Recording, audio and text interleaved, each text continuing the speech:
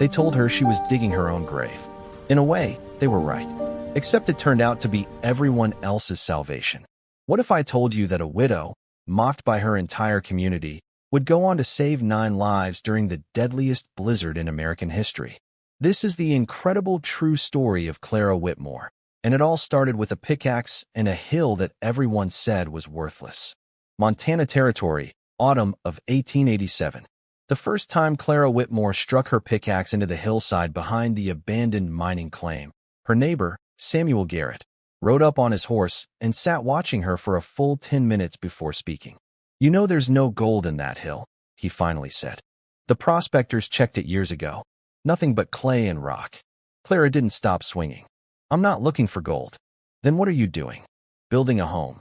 Garrett laughed, a sharp, dismissive sound that made Clara's golden retriever, Copper, raise his head and growl softly. "A home in a hill?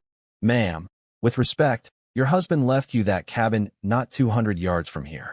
It's got 4 walls, a roof, and a fireplace. What more does a woman need?"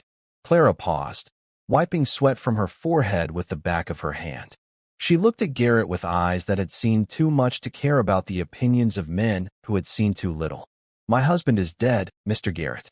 The cabin he built has walls so thin I can hear the wind laughing at me through every crack. Last winter, I burned every stick of furniture we owned just to keep from freezing, and I still woke up with ice in my hair.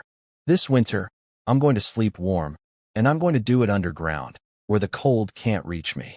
Garrett shook his head slowly, the way men do when they've decided a woman has lost her mind and there's no point arguing. "Suit yourself, Mrs. Whitmore. But when that tunnel collapses on your head, don't expect anyone to dig you out." He rode away without looking back. Clara returned to her work. The pickaxe rose and fell. The hills slowly opened, and Copper sat watching, his tail brushing the autumn leaves, waiting for his human to build them a place where winter couldn't follow. Thomas Whitmore had died in April, 3 days after the spring thaw revealed his body at the bottom of the ravine where he'd fallen while checking trap lines in February. The search parties had given up after 2 weeks. The snow had been too deep, the terrain too treacherous, the odds too long. Clara had known he was dead by the end of the first week, had felt it in her bones the way you feel a change in the weather. But she'd kept a candle burning in the window until the melt came and the truth came with it. The funeral had been brief. The sympathy had been briefer.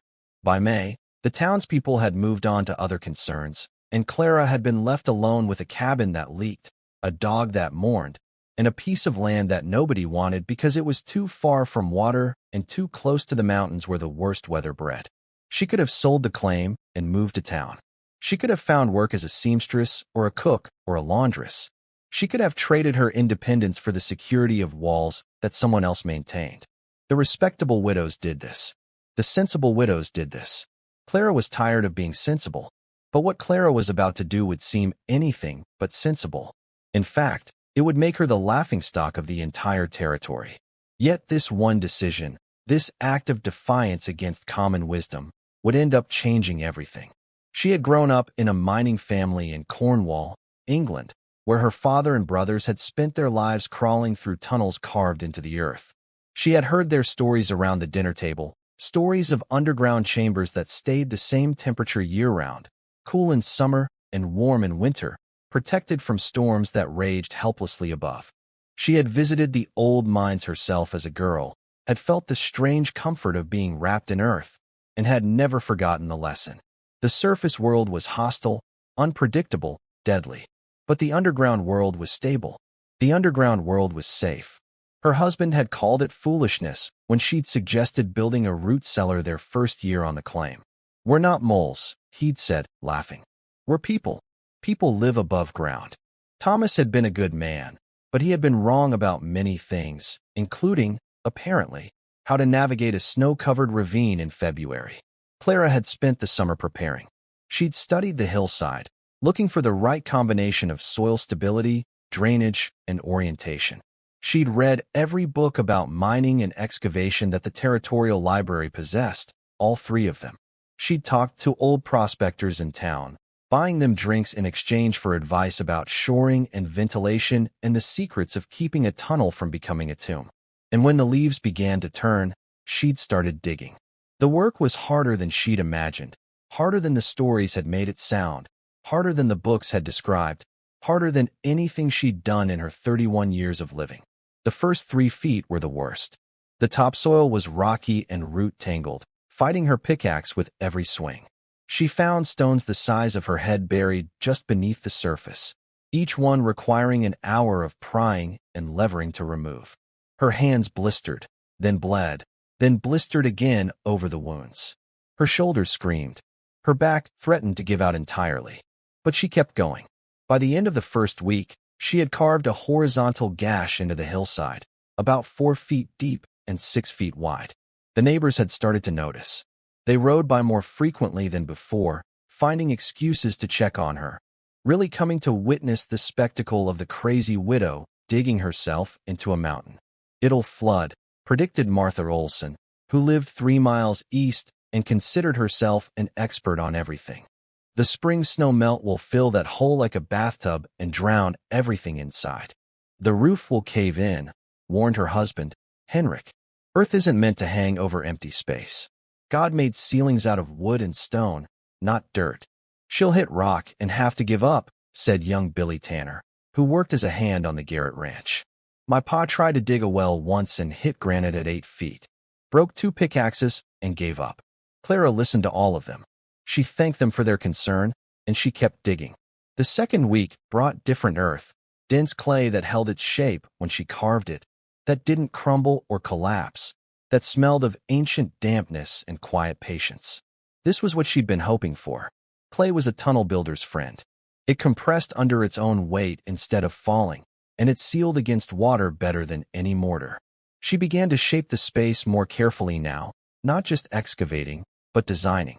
The entrance tunnel she kept narrow, just wide enough for her shoulders, angled slightly upward from outside to inside so water would drain out rather than pooling.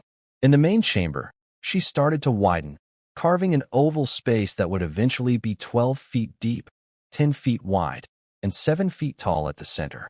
The shoring came next. She'd traded 3 months of butter and eggs to the sawmill owner for a stack of pine logs, and she spent 4 days cutting them to length and fitting them into place. Vertical posts every 4 feet along the walls, horizontal beams across the ceiling, notched to lock into the posts. The frame created a skeleton that would hold even if the earth decided to settle.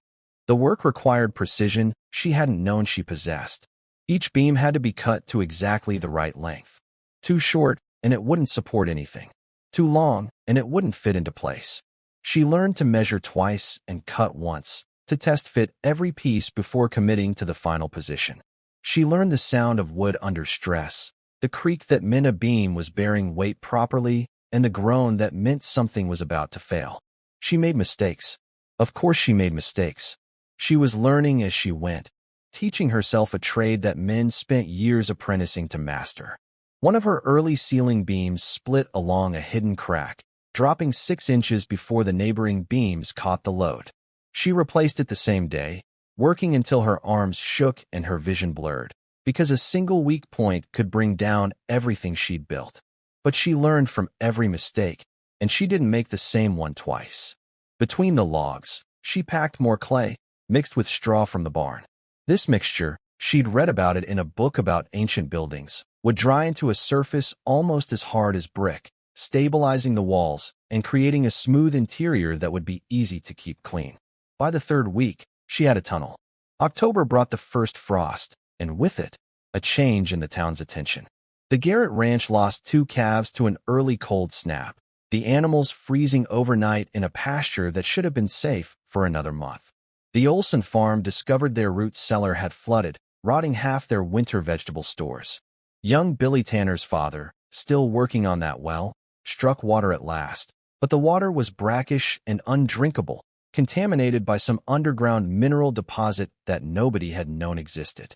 Meanwhile, Clara's tunnel remained dry, stable, and increasingly habitable. She had finished the main chamber and started on the fireplace, a stone structure built against the back wall with a chimney that rose through the earth at an angle until it emerged from the hillside 20 feet above. The design was based on the old Cornish mine ventilation systems. The angled chimney would draw smoke out, while preventing rain and snow from falling in. The fireplace itself was small, barely 2 feet wide, but in an enclosed underground space, even a small fire would generate more than enough heat. The townspeople stopped laughing and started watching. Samuel Garrett came by again in late October, this time without the smirk. He stood at the entrance of the tunnel. She'd framed it with timber now, a proper doorway with a heavy oak door she'd salvaged from an abandoned homestead, and peered into the darkness within. "Can I see inside?" Clara handed him a lantern. "Mind your head at the entrance. It opens up once you're past the first few feet." He ducked through the doorway and disappeared. For a long moment, there was silence. Then his voice echoed back, muffled by earth. "Good Lord." When he emerged, his expression had changed entirely. The dismissiveness was gone, replaced by something that looked almost like respect. "It's warm in there. Must be 15, 20 degrees warmer than out here." 55 degrees, Clara said. "The Earth maintains that temperature year-round at this depth. Cooler than a summer day, warmer than a winter night. It's physics, Mr. Garrett, not magic. You built a fireplace underground. The chimney vents through the hillside. The smoke rises naturally. The angle prevents backdrafts. I could show you the diagrams if you're interested." Garrett stared at her as if seeing her for the first time. "Mrs. Whitmore, I owe you an apology. When you started this project, I thought you were crazy. You weren't alone. I was wrong. This is something else entirely." He rode away slowly, looking back twice before disappearing around the bend in the trail. Clara permitted herself a small smile. Then she went back inside to finish installing the wooden bed frame she'd been working on. November brought snow, and the snow brought visitors. First came Martha Olson, her earlier skepticism forgotten, asking if Clara might share the plans for her ventilation system. The Olson farmhouse chimney had collapsed under the weight of wet snow, and they were trying to rebuild before the real cold set in. Then came Henrik Olson, hat in hand, asking if Clara might be willing to sell some of her stockpiled firewood. Their own supply had gotten wet when the woodshed roof leaked, and wet wood burned poorly, if it burned at all. Then came others, families from town who had heard about the underground shelter and wanted to see it for themselves. Clara gave tours when she had time, explaining the principles of earth insulation and thermal mass to anyone who would listen. Most nodded politely and left confused. A few asked intelligent questions and stayed to learn. Through it all, she continued improving her home. She laid plank flooring over packed earth, creating a clean surface that would be easy to sweep. She built shelves into the walls for storage. She hung bundles of pine branches from the ceiling beams, partly for the fresh scent, partly because the resin was mildly antiseptic and would help keep the air clean. She wove rugs from scraps of fabric and placed them strategically around the chamber, adding color and warmth to the earth and space. Copper had claimed his spot immediately, a worn blanket beside the fireplace where he could watch both the flames and the tunnel entrance.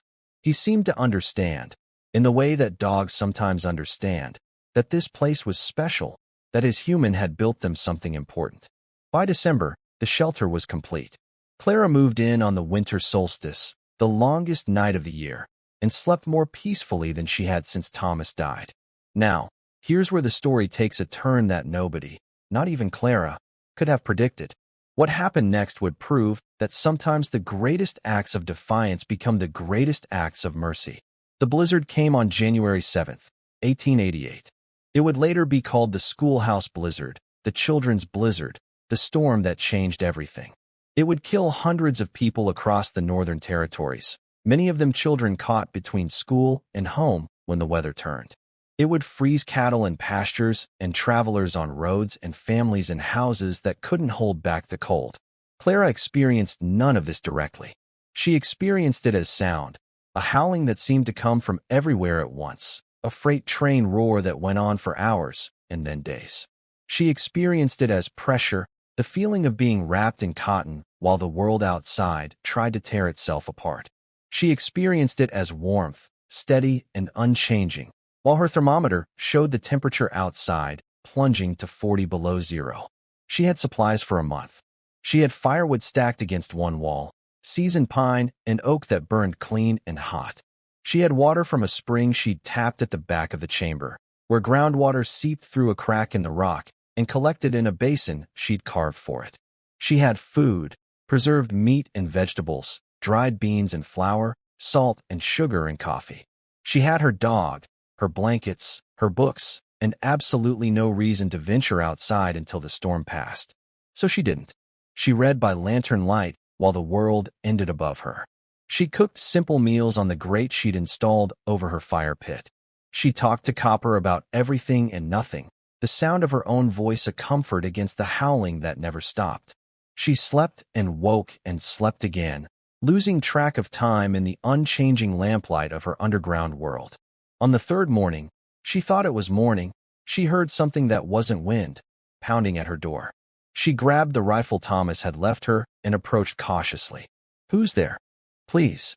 A voice, thin and desperate, barely audible through the oak. "Please, we saw the smoke from your chimney. Please let us in." Clara opened the door onto a nightmare. 3 figures stood in the tunnel entrance, so covered in snow and ice that they barely looked human. 2 adults. She recognized them as the Hendersons, a family who lived 4 miles north, and a child, maybe 6 or 7, clutched between them. Behind them, the world was white, a wall of blowing snow so dense that Clara couldn't see more than 5 feet past her doorframe. "Get inside now." They stumbled through, and she slammed the door against the wind that tried to follow them. The temperature in the chamber dropped 10 degrees in the seconds the door was open. She could feel the cold trying to push its way in, a living force that wanted what she had. The Hendersons collapsed on her floor, shaking so violently they couldn't speak. The child, their daughter Emma, was silent and still, and for a terrible moment Clara thought she was dead. Then the girl's eyes opened, focusing slowly on the fire, and she made a sound that was half sob and half moan. Alive. They were all alive. Clara worked quickly. Blankets first, then hot water from the kettle she kept simmering, then warm broth spooned into mouths too cold to chew solid food. She stripped off their frozen outer clothes and replaced them with dry blankets, with quilts, with anything that would hold heat against skin that had nearly forgotten what warmth felt like. It took 6 hours before any of them could talk properly. "Our house," Mrs. Henderson whispered, her voice raw from cold and tears.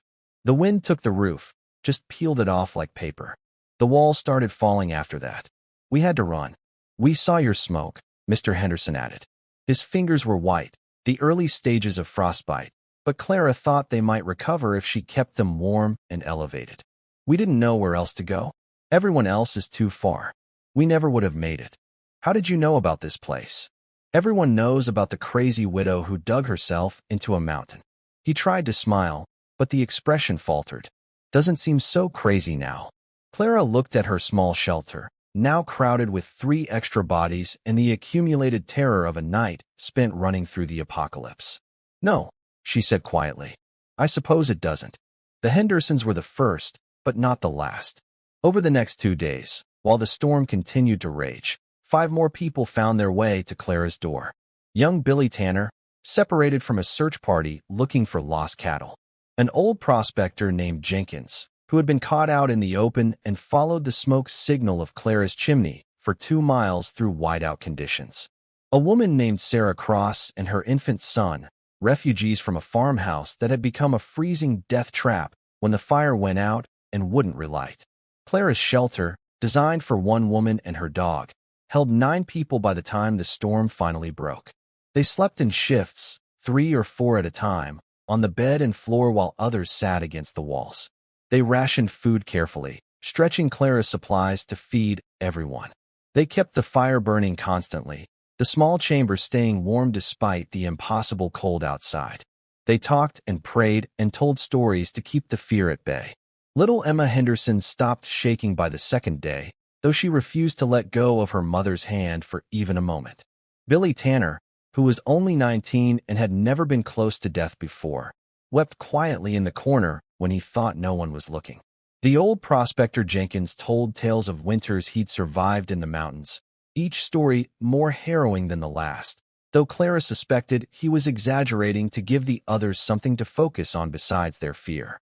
Sarah Cross nursed her infant son in the warmest corner near the fireplace, singing softly to him in a language Clara didn't recognize. The baby, his name was Michael, seemed oblivious to the catastrophe, sleeping and eating and crying with the uncomplicated demands of a creature too young to understand that the world had nearly ended around him. Clara found herself thinking of Thomas during those long hours, wondering if he had been afraid when he fell, if he had known what was happening, if he had thought of her in those final moments. She hoped the end had been quick. She hoped he hadn't suffered the way these people had suffered, struggling through miles of killing cold with death whispering at their backs. She hoped wherever he was, he could see what she had built, what she had become. They survived. When the wind finally stopped on the morning of January 10th, Clara opened her door onto a world transformed. The snow was drifted 15 feet high in places, sculpted into alien shapes by wind that had blown without pause for 3 days. The sky was clear and blue, almost obscenely cheerful after the darkness of the blizzard. The temperature had risen to merely bitter, 10 below zero, practically balmy compared to the depths of the storm. One by one, her refugees emerged, blinking in the sunlight like creatures from another world. "My God," whispered Mr. Henderson, looking at the buried landscape. "How did anyone survive this?" Many hadn't. Over the following weeks, as the community dug itself out and took stock of the damage, the death toll mounted. Frozen bodies found in snowdrifts, collapsed houses with families still inside, children who had tried to walk home from school and never arrived. The blizzard had killed more than 300 people across the territories, and the number might have been higher if not for the random miracles that had saved some and condemned others. Clara's shelter was one of those miracles. The story spread quickly.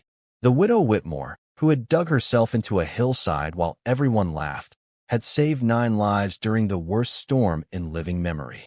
The newspapers picked it up. The territorial governor mentioned it in a speech about preparedness and pioneer resilience. Strangers started showing up at Clara's claim, wanting to see the underground shelter that had become famous. She turned most of them away, but she welcomed the ones who came to learn. That spring, Clara taught her first class in earth-sheltered construction. 17 students showed up, farmers, ranchers, townspeople who had lost homes or loved ones in the blizzard and were determined never to be that vulnerable again. Clara showed them everything: how to choose a site, how to evaluate soil stability, how to dig and shore and ventilate and waterproof. She demonstrated the fireplace design that kept smoke flowing out and warmth flowing in. She explained the physics of thermal mass and the engineering of underground drainage. By autumn, there were 8 new underground shelters in the valley. By the following spring, there were 20. Within 5 years, the technique had spread across the northern territories, adapted and modified for different soils and climates, but always based on the same principles Clara had learned from her father's stories and refined through her own desperate necessity. Some builders improved on her design. A Swedish immigrant named Lindqvist developed a better ventilation system that prevented moisture buildup in humid conditions. A former military engineer created standardized plans that even inexperienced builders could follow. A group of Blackfeet craftsmen combined Clara's underground principles with their own traditional knowledge, creating hybrid structures that were better suited to the specific conditions of their homeland. Clara welcomed all of it. She visited the new shelters when she could, offering advice and encouragement, learning from the innovations that others had made. She collected the improvements and incorporated them into her teaching, so that each new student benefited from the accumulated wisdom of everyone who had come before. "Knowledge isn't like gold," she told her students. "Gold gets smaller when you share it. Knowledge gets bigger. Every person who learns from me and teaches someone else makes the whole community stronger." She never charged for the teaching.